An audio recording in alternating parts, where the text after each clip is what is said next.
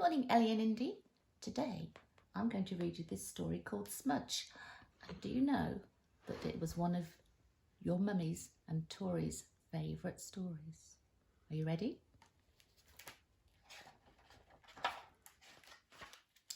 In the corner of a quiet museum, there was a very pretty picture. And in the corner of this picture, there was a very scruffy boy. The artist had painted him one Monday morning when he wasn't feeling too well, so he turned out to be more of a smudge than a proper boy. Now this smudge was an awful fidget. He was so bored with his picture he couldn't stay still. One evening he fidgeted so much that he cracked his paint and fell clean out onto the floor. When the people in the museum saw the hole he'd made, they were horrified and took the painting down to the basement to be repaired. Smudge smiled. Now I can find a really exciting picture to live in, he said. Suddenly, he thought he heard the noise of battle on the opposite wall. Oh, that sounds more like it, he chuckled. I'll join that one. I'm right glad they could come, lad, said King Harold. We did all help we can get. And he pulled him in. But once inside, it was awful. Not at all what he'd been used to. Galloping horses, men shouting, swords, arrows. Smudge jumped out as quickly as he'd jumped in and looked around for something a little less crowded. He noticed a vase on a tall pedestal with only 2 men on it, so he climbed up and got on that. Clear off, shouted Achilles. We're having a fight. This is no place for kids. And he and his friend chased Smudge round and round till he became quite dizzy and fell off. In the next gallery, Smudge saw a man with a dog. They looked a bit odd, but Smudge had always wanted a dog. I could take it for walks, he thought, so he joined their picture. But the man with the dog got cross, and the dog barked so loudly it woke up the caretaker, and Smudge had to get out fast. Oi, who's there?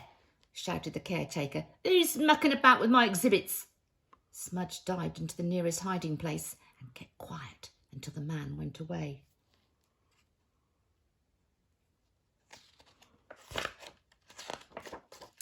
But he wasn't alone. Excuse me, said the mummy. This case was built for one. I've nowhere else to live, said Smudge, so I'm stopping here. Over my dead body, said the mummy, and chased him out of the gallery. Smudge, running away as fast as he could, tripped headlong over somebody's foot. Hold on, lad, said the statue. What's your hurry? Oh, my picture's been taken away, cried Smudge, and I'm lonely.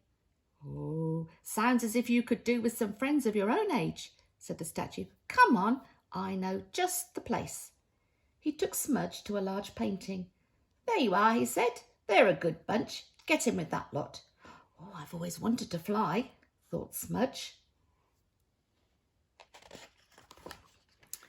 The cherubs were good fun, but they larked about so much they woke the baby. They blamed Smudge and asked him to leave. Sadly, he sat down under a piece of sculpture. It was a lady, but she didn't mind. She was glad of a bit of company. But she went on so much about her aches and pains that Smudge was very relieved when he saw the men returning with his own painting. Oh, my picture's not too bad, he thought. At least I'll get a bit of peace and quiet if I go back. But Smudge was in for a nasty shock. They'd filled in his space with another little boy, just like him. There wasn't any room for Smudge. Poor old Smudge. He crept down into the basement and hid himself in a dusty old painting. Tears of pure linseed oil rolled down his cheeks and made a little pool on the floor. He was so unhappy. But Smudge wasn't alone down there in the basement. There was a man busy repairing bits and pieces, and he heard Smudge's sad sniffles. "Goodness gracious me," he said.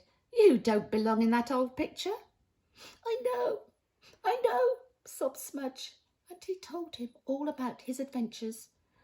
Well, now let me think," said the kindly old man. "Yes, I know.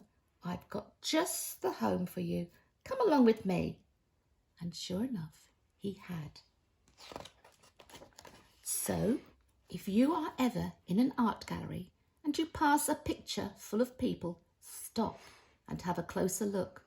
Look over the houses and over the factory roofs, past the chimneys and through the smoke to the hills beyond, and you may see a gang of children playing. And should you look really closely, you might just see that the happiest boy in the gang is just a Smudge. Yeah, I hope you enjoyed that. I think it's one of my favourite stories as well. We'll have another story another day. All right, bye. Love you.